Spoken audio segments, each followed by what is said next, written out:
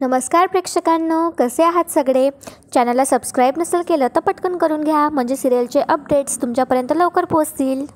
मित्रांनो, ठरलं तर मगच्या आजच्या भागामध्ये आता आपल्याला कळणार आहे की ही कालिंदी महाडिक जिचा अर्धा लॉकेट असतो ती कोण आहे, ते साक्षीची ती कोण लागते. आणि त्यानंतर आपल्याला आता खूप म्हणजे एंटरटेनमेंट असं भेटणार आहे, कारण की आता ही प्रिया जी आहे ना, ही लपून ऐकत असते अर्जुन आणि सायलीचं बोलणं खोलीच्या बाहेरनं. तर आता कल्पना तिला रंगेहात पकडते आणि अर्जुनला तिची तक्रार करते की ही असं असं करत होती म्हणून. बघूया आता कसं काय झालं ते.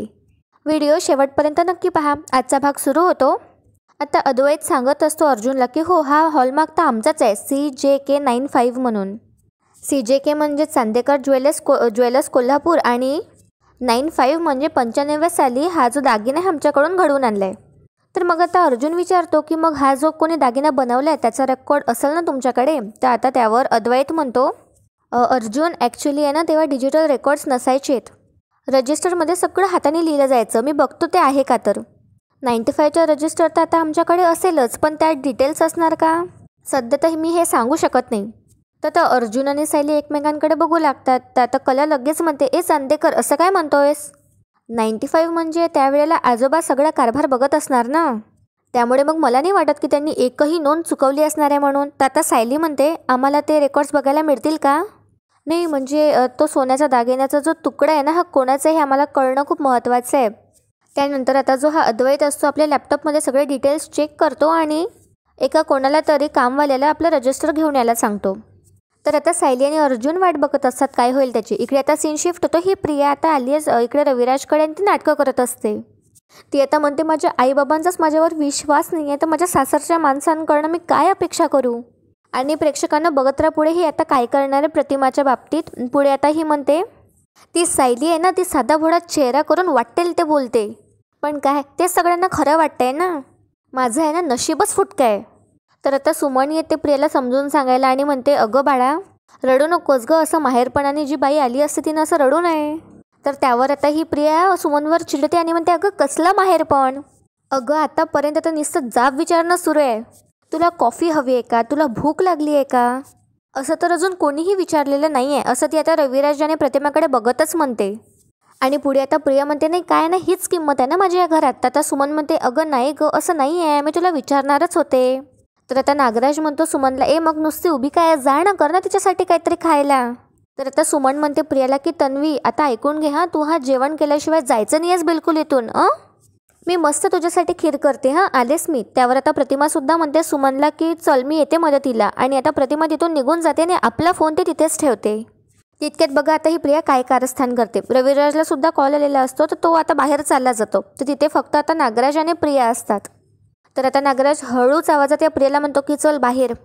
तर आता बाहेर आल्यावर हा नागराजीला खडसवतो प्रियाला आणि म्हणतो, काय गं पूर्ण आजीच्या डोळ्या खालून तुझा खोटारडेपणा सुटला नाही? अगं काय लेवलची माती खाल्ली आहेस प्रिया तू? काय गं गोड गोड बोलण्याचा आणि चांगला चांगला वागण्याचा काय तुला कंटाळा आलाय का? तर आता ही प्रिया म्हणते 5 मिनिटासाठी तरी आहे ना साखरेत घोळलेली सून बनवून दाखवा आणि मग बोला माझ्याशी. तर आता नागराज बोलतो, ए तुझं काम तू धड करत नाहीस, मला कसला असं ॲटिट्यूड दाखवतेस गं?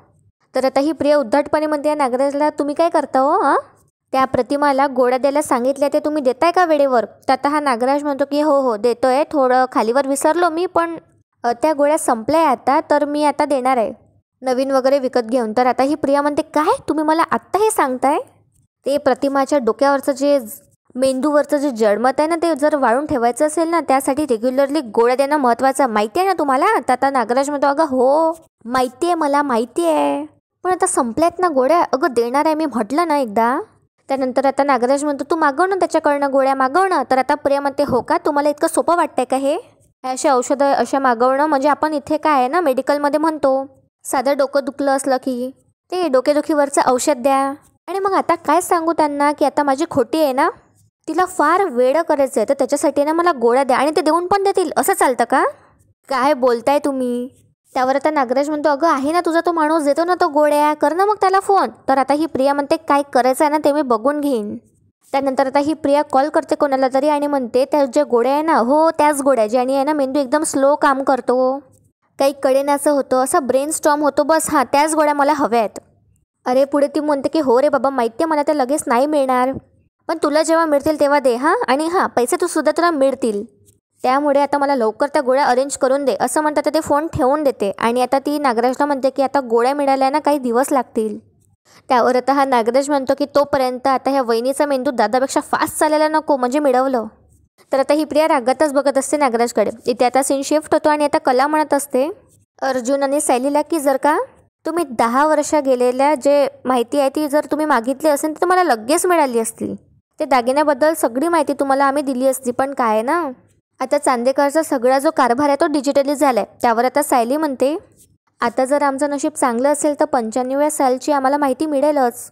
त्यानंतर आता सायली अर्जुनकडे बघू लागते आणि अर्जुन म्हणतो की हो हो फॉर द बेस्ट. आणि तितक्या तिथे एक माणूस येतो आता ती फाईल घेऊन रजिस्टर घेऊन. आता अद्वैत म्हणतो की हां हे बघ अर्जुन, हे 95व्या सालचं रजिस्टर आणि यात वर्षभरात विकले गेलेल्या प्रत्येक कस्टमाइज दागिन्याची नोंद आहे. त्यानंतर आता अर्जुन आणि सायली नीट बघू लागतात नावाकडे. त्यानंतर आता अद्वैत म्हणतो मग आता पेंडंट असेल किंवा चेन विथ पेंडंट फार फार तर आपल्याला 20-25 एंट्रीज सापडतील. तर आता अर्जुन म्हणतो की दॅट्स ग्रेट. इथे एकूण एक डिझाईनची डिटेल्स आहे आणि त्यासोबतच त्याचं वर्णनसुद्धा आहे. त्यानंतर आता अर्जुन बघू लागतो. पुढे आता अर्जुन म्हणतो की आय एम व्हेरी शुअर की हा जो दागिना हा कोणाचा आहे ना हे आपल्याला नक्की कळेल. तर आता बघा कला म्हणते की मला तर असं वाटतं की हा जो तुम्ही पेंडंटचा तुकडा घेऊन आला ना हा कोणता गोल किंवा मग चौकोनी आकाराचा नसावा. मला असं वाटतंय ना की हा एका अक्षराचा तुकडा आहे आणि आपण त्या हिशोबाने बघायला हवं. त्यानंतर आता हे चौघेही मिळून त्या रजिस्टरमध्ये नीटपणे असं नाव बघू लागतात आणि त्याचे डिटेल्स बघू लागतात. त्यानंतर आता अर्जुनला एक एंट्री दिसते आणि अर्जुन म्हणतो की हा बघा यू 5 एप्रिल 1995 हाच असेल का तो दागिना. तर आता त्यावर कला म्हणते की नाही भाऊजी, तो जर का यूचा तुकडा असताना तर त्याची दोन्हीही टोकं अशी जवळजवळ नसती. मला तर असं वाटतं की दुसरं काहीतरी अक्षर असणार आहे. तर त्यावर आता अर्जुन म्हणतो की हां राईट पुढे बघू. आणि आता अर्जुन बाकीचे नावं बघू लागतो. त्यानंतर आता सायलीचं एका दुसऱ्या एंट्रीकडे लक्ष जातं आणि त्यामध्ये लिहिलं असतं नोंद असते की 22 जून 1995. आता सायली म्हणते म्हणजे वर्णनाप्रमाणे आकार काहीतरी वेगळाच दिसतोय, हे असेल का ते एंट्री.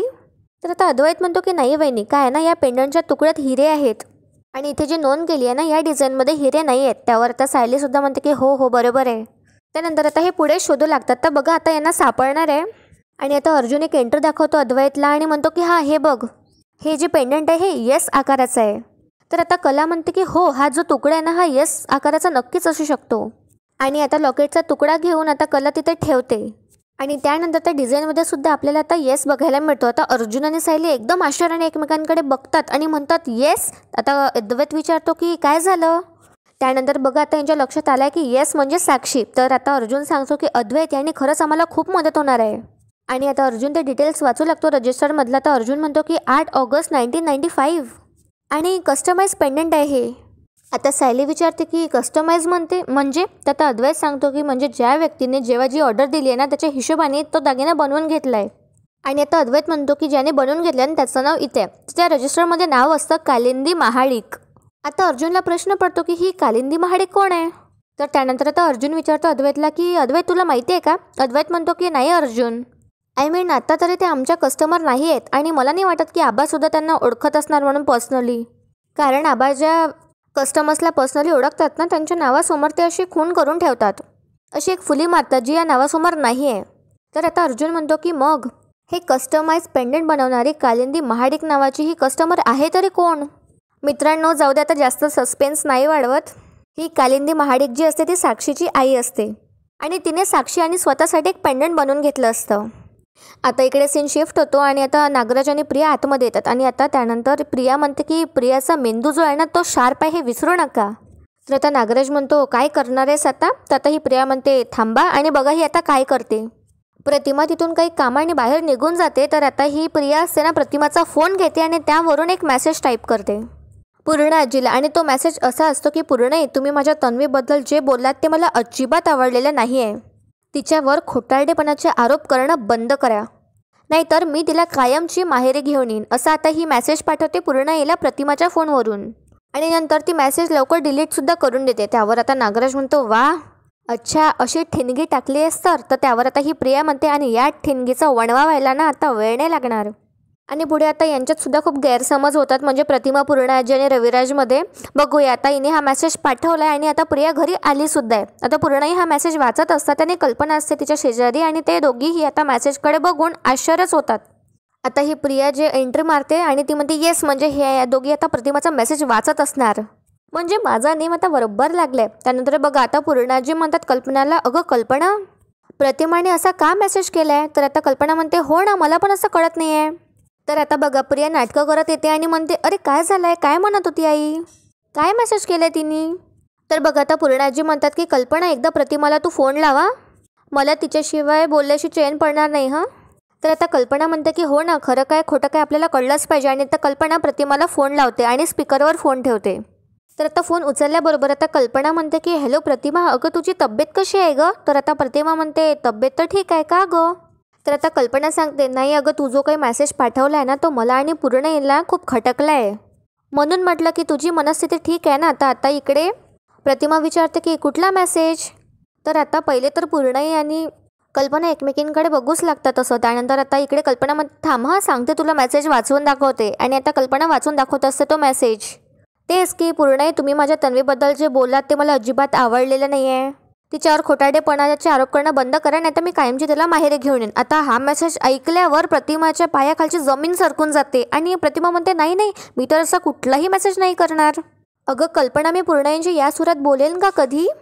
तर आता पूर्णाजी म्हणतात, हां मला सुद्धा तेच वाटतंय. तर आता ही प्रिया लगेच म्हणते, पण आई, हा मेसेज तर तुझ्याच फोनवरून आला आहे. अगं आता तू मेसेज वगैरे करून विसरून गेली आहेस का? तर आता प्रतिमा म्हणते, नाही गं, आता मी कोणाची शपथ घेऊन सांगू की मी हा मेसेज नाही केलाय म्हणून? तिथे आता रविराज येतो आणि विचारतो, काय गं प्रतिमा, काय झालं? तर आता ही प्रतिमा सांगू लागते, अहो बघा ना, काय गोंधळ होऊन बसलाय, पूर्णाईला कोणीतरी माझ्या फोनवरून असा उद्धट मेसेज केलाय, पण मी केला नाही आहे तो. तर आता रविराज म्हणतो की एक मिनिट, मी बघतो. तर आता ही तिकडून प्रिया म्हणते, बाबा अहो आई तिच्या गोळ्या घेत नाही का वेळेवर? नाही काय ना, म्हणजे ती काहीतरी करते आणि नंतर विसरून जाते बिचारी आई, अशी ती मुद्दामच म्हणत असते. पुढे आता ती म्हणते, बाबा मी काय म्हणत होते, आपण आईच्या गोळ्या किंवा तो कोर्स बदलून बघूया का?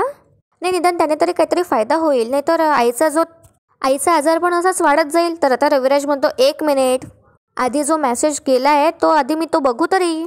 तर आता रविराज चेक करतो, तो कुठलाच मेसेज नसतो. आता रविराज म्हणतो, हॅलो, प्रतिमाने पूर्णाईला केलेला कुठलाही मेसेज असा दिसत नाही आहे. तर आता प्रतिमा म्हणते, हो कसा दिसणार आहे, मी नाहीच केला आहे मेसेज. तर आता पूर्णाई म्हणतात की रविराज, माझं मन सांगतंय की प्रतिमा असा माझा अनादर कधीच करणार नाही, पण आता तिच्या फोनवरूनच माझ्या फोनवरती मेसेज आला होता, हे तितकंच खरं आहे. त्यानंतर आता कल्पना म्हणते की भाऊजी, मी तुम्हाला आहे ना स्क्रीनशॉट पाठवते त्या मेसेजचा तुमच्या फोनवर. तर आता रविराज म्हणतो की हां चालेल. आणि त्यानंतर आता स्क्रीनशॉट पाठवल्यावर रविराज आणि प्रतिमा दोघेही ते मेसेज बघू लागतात. आणि आता प्रतिमा तो मेसेज वाचून म्हणते की नाही नाही, हे तर अशक्य आहे, हे अशक्य आहे, आणि तिला खूप त्रास होतो असतो आता या गोष्टीचा. आणि रविराजसुद्धा प्रश्नाचाच पडतो. इकडे बघा आता सीन शिफ्ट होतो, अर्जुन आणि शैली आले आहे घरी आणि तिथे आता चैतन्यसुद्धा असतो. आता अर्जुन म्हणतो की शैलीला हा खूप मोठा ब्रेक थ्रू आहे. आतापर्यंत तर आपल्याला फक्त डाऊट होता की हा पेंडंट साक्षीचा आहे, पण आता आपल्याला कन्फर्म झालं आहे की हा त्याच डिझाईनचा पेंडंट आहे, म्हणजे हा साक्षीचाच असेल. तर आता सायली म्हणते की पण हा जर पेंडंट साक्षीचा आहे, याचा जर काही आपल्याला पुरावा मिळाला असताना तर त्याची मदतही झाली असती. पण आता 1995 साली साक्षीने ते पेंडंट विकत घेणं शक्यच नाही आहे. तर आता अर्जुन म्हणतो की हो ना, तेव्हा तर ती फक्त जन्माला आली असेल, पण चांदेकर ज्वेलर्सकडनं आता ती पेंडंट विकत घेणारी बाई, तिचं नावसुद्धा वेगळंच आहे. तर आता सायली म्हणते की त्या बाईने ते पेंडंट साक्षीला भेट म्हणून दिले असेल का, आणि तसं जर असेल तर त्या बाईचा आणि या साक्षीचा काय बरं संबंध. तर आता अर्जुन म्हणतो, आणि त्या बाईचा कोल्हापूरशी काय संबंध असणार, काय कनेक्शन असणार. तर आता चैतन्य म्हणतो की काहीतरी संबंध नक्कीच असणार आहे, नाही तर अशी सोन्याची गोष्ट कोणी कशाला गिफ्ट करेन. मग आता अर्जुन म्हणतो, मग कोण असेल ती बाई. तर आता चैतन्य म्हणतो, या पेंडंटबद्दल आपल्याकडे आणखी काय माहिती आहे. तर आता सायली म्हणते की चैतन्य भाऊजी, आपल्याला आता उपयोगी पडेल अशी फार काही माहिती नाही मिळाली आहे हो. एवढंच मिळाली की पेंडंटचं वजन किती आहे आणि ते ज्याने बनवलं त्या कारागिराचं नाव, आणि 8 ऑगस्ट 1995 मध्ये ते विकत घेतल्या गेलं. आता चैतन्य म्हणतो, एक मिनिट सायली वहिनी, तू तारीख काय म्हणालीस. तर आता सायली परत सांगतं की 8 ऑगस्ट 1995. आता चैतन्य शॉकच होतो ही तारीख ऐकून आणि म्हणतो की 8 ऑगस्ट 1995. तर आता अर्जुन म्हणतो, काय झालं, तू इतका शॉक का झालास. तर आता चैतन्य म्हणतो, अरे ही तर साक्षीची बर्थ डेट आहे. आता साक्षीची बर्थ डेट आहे हे ऐकल्यावर दोघेही शॉकमध्ये जातात, कारण ही खरंच खूप मोठी माहिती आहे. आजचा भाग आता इथेच संपतो. उद्याच्या भागात आता आपल्याला पाहायला मिळणार आहे की आता हे जे तिघं बोलत असतात, आता प्रिया यांचं बोलणं चोरून ऐकत असते. आता अर्जुन म्हणत असतो हे सायलीला की आता साक्षी शिखरे तिचं पेंडंट एस नावाचं, आणि जिने गिफ्ट केलं कालिंदी महाडिक म्हणजे साक्षीची आई, आणि साक्षीच्या बर्थडेसाठी तिने हे पेंडंट साक्षीला दिलं होतं. तर हे सगळं बोलणं आता प्रिया बाहेरून चोरून ऐकत असते आणि आता कल्पनाचं लक्ष जातं. आणि आता जोरातच कल्पनामध्ये तन्वी, तर आता तितक्यातच आता अर्जुन वगैरे सगळे बाहेर येतात आणि आता अर्जुन विचारतो काय झालं, तर आता ही सांगते, स्पष्टपणे कल्पना सांगतं की ही तुमच्या दारामागून ना चोरून तुमचं बोलणं ऐकत होती. तर आता अर्जुन म्हणतो की कुत्र्याचं शेपूट वाकडं ते वाकडं हे मी म्हणालो असतो, पण काय ना त्याने कुत्र्याचा इन्सल्ट होईल. अर्जुनने मस्त पचका करणार आहे उद्याच्या भागात प्रियाचा. नक्की बघा उद्याचा एपिसोडसुद्धा. आणि आता येणारा भाग खूप इंटरेस्टिंग असणार आहे, कारण आता सायली जाणार आहे साक्षीच्या घरी ते अर्ध पेंडंट जे आहे ते शोधायला. आजचा भाग तुम्हाला आवडला असेल तर व्हिडिओला लाईक करायला विसरू नका आणि चॅनलला नक्की सबस्क्राईब करा. भेटूया उद्या एका नवीन एपिसोडसोबत. तोपर्यंत एन्जॉय आणि धन्यवाद.